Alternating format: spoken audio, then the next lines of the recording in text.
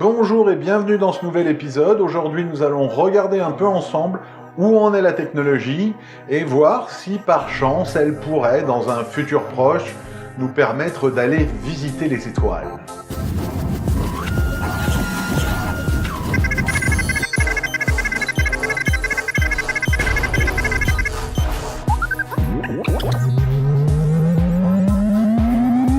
System 1 loaded.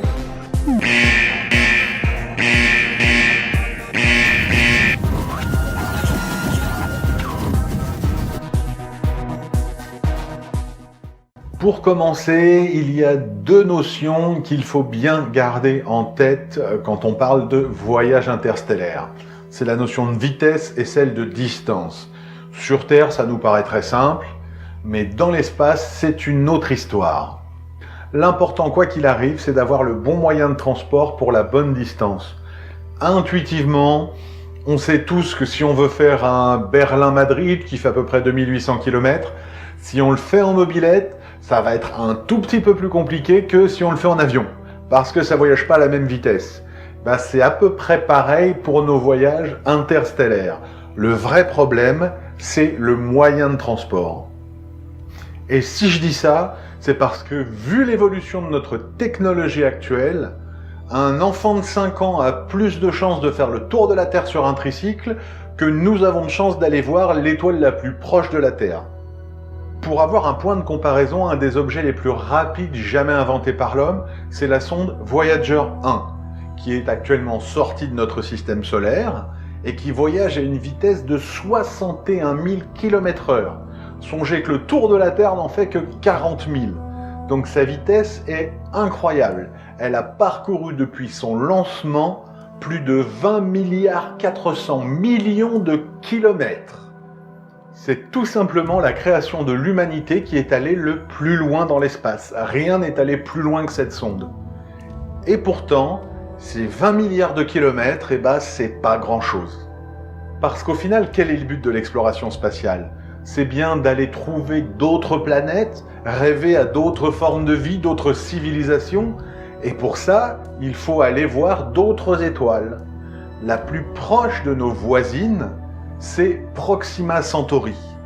Et celle-ci se trouve à 40 milliards de kilomètres. Si on considère qu'une sonde qui pèse moins lourd qu'une Twingo a mis 39 ans pour faire la moitié du chemin, combien de temps mettrait un vaisseau de 30 tonnes ?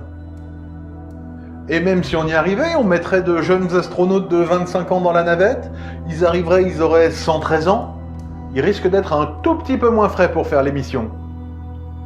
Quand on pense qu'actuellement, on n'arrive déjà pas à faire les 70 millions de kilomètres qui nous séparent de Mars, comment imaginer réussir à faire 40 milliards de kilomètres pour aller jusqu'à la première étoile ? Et attention, on parle juste de la première étoile, de la plus proche. Les autres sont infiniment plus loin. Mais il ne faut surtout pas sous-estimer l'inventivité humaine. Songez qu'en 1903, les frères Wright faisaient leur premier vol motorisé et qu'en 1961, Yuri Gagarin était le premier homme dans l'espace. Moins de 60 ans entre ces deux événements, moins qu'une vie humaine. Que serons-nous capables de faire dans 100, 200 ou 300 ans ? Aujourd'hui, pour réaliser ses rêves de conquête spatiale, l'humanité explore principalement deux pistes, la stase et les trous de verre. Avant toute chose, il va falloir qu'on réussisse à voyager plus vite. Car 61 000 km/h pour une petite sonde, c'est pas mal, mais d'après la relativité, notre limite, c'est 299 000 km/s. Donc on en est encore loin, et même à cette vitesse, ça nous prendra un temps fou d'aller explorer la galaxie. Donc il va falloir s'en rapprocher le plus possible si on veut pouvoir visiter l'univers. Et une fois cette vitesse atteinte, on pourra utiliser la stase cryonique pour permettre à des équipages de voyager vers des étoiles lointaines. Ceux qui ont déjà vu l'épisode sur la cryonie savent de quoi je parle. Pour les autres, c'est très simple. On va prendre un être vivant, un humain de préférence si c'est pour une mission spatiale. On va le mettre dans un espèce de gros tube dans lequel on va descendre sa température corporelle à moins 196 degrés.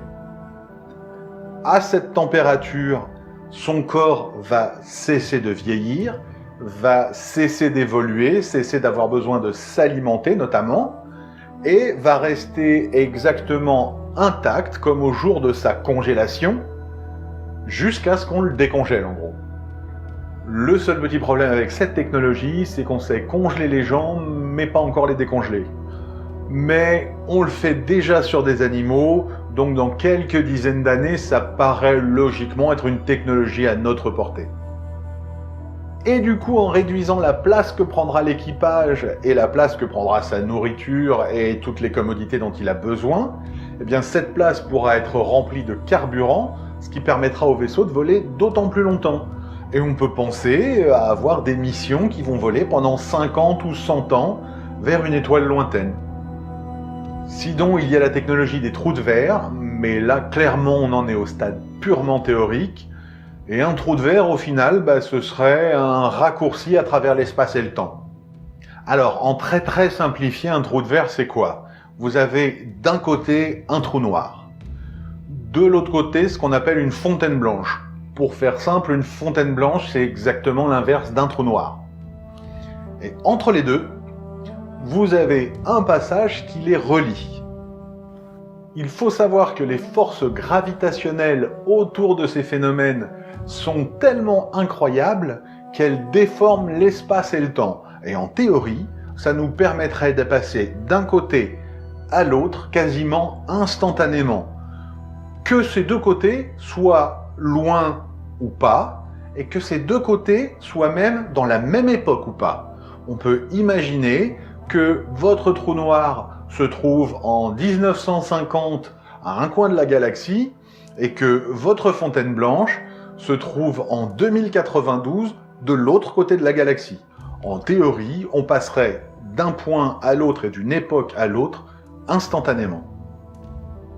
Alors je suis clair, là j'ai hyper simplifié, et c'est une théorie, uniquement une théorie. On n'est pas capable de la reproduire, on n'est pas capable de faire des essais, et on n'est pas capable d'en observer dans la nature. Et même en restant au niveau théorique, on a quand même deux gros problèmes avec le trou de verre.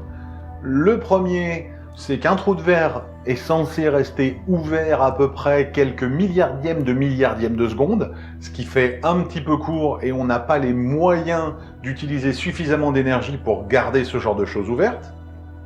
Deuxièmement, ces trous de verre théoriques seraient trop petits pour y faire passer un atome. Alors de là, y faire passer un vaisseau spatial. Petite phrase amusante mais pas dénuée de sens de Stephen Hawking.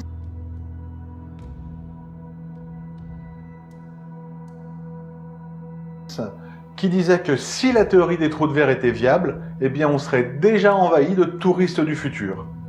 À méditer.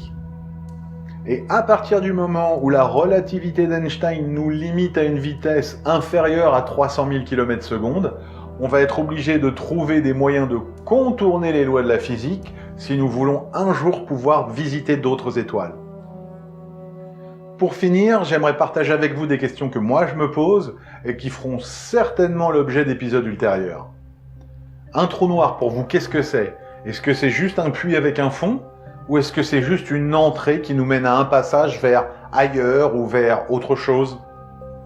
Les trous de verre sont un concept fascinant, mais peut-on espérer utiliser les propriétés de quelque chose qu'on ne peut ni recréer, ni maîtriser?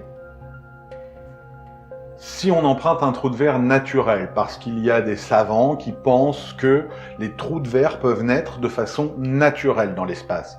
Donc imaginons, on en emprunte un. Où arrivons-nous?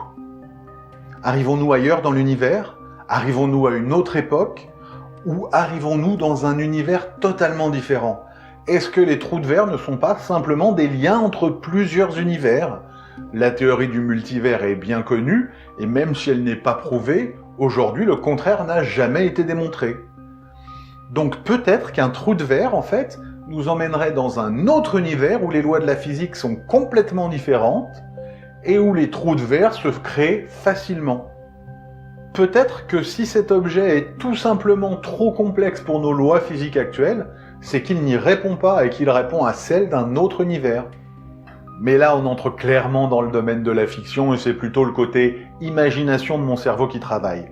Mais sait-on jamais, Il n'y a aucune raison pour qu'un multivers n'existe pas, et que ces trous de verre soient juste des passages entre chacun des univers. Et si ça peut vous rassurer, il est quasi certain que nous n'aurons aucune réponse à ces questions de notre vivant, mais il n'empêche que moi je les trouve fascinantes. Et bien voilà, cet épisode est fini. Si vous l'avez aimé, comme d'habitude, likez et abonnez-vous. Surtout, le plus important, partagez-le. Et moi je vous dis à très vite pour un nouvel épisode.